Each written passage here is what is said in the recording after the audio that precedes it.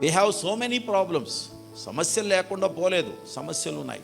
ఈ సమస్యలన్నింటినీ క్రియేట్ చేసేది ఎవరు? అపవాది ఎక్కడో తీసుకొచ్చేసి క్రియేట్ చేస్తాడు.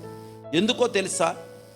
కుటుంబం అనేది సాతానుకు గిట్టని వ్యవస్థ.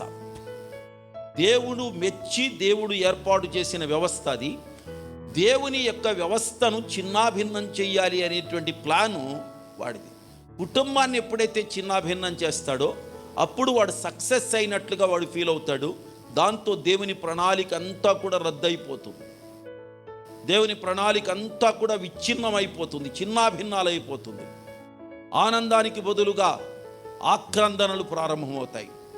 సంతోషంగా ఉండవలసిన కుటుంబాల్లో, సమాధానంగా ఉండవలసిన కుటుంబాల్లో అనేక రకాలైనటువంటి సమస్యలు ఉత్పన్నమవుతాయి.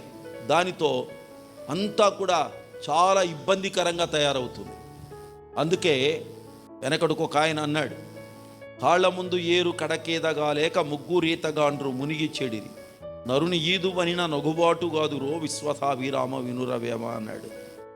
సంసారం అనే సాగరాన్ని ఈదలేక ఎవరో ముగ్గురు ఈతగాండ్రట మునిగి చెడిపోయారట.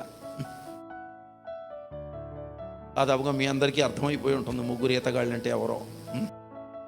వాళ్ళు సంసారం అనే సాగరాన్ని దాటలేక, దాన్ని తట్టుకోలేక, తాళలేక,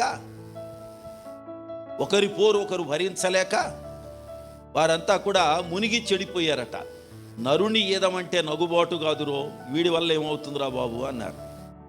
నేను అంటున్నాను, దేవుని యొక్క సంకల్పము, దేవుని యొక్క చిత్తం అర్థం చేసుకోకపోతే బతుకులు నగుబాటైపోయే మాట వాస్తవం.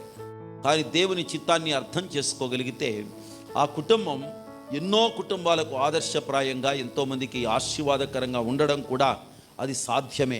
దేవునికి స్తోత్రం.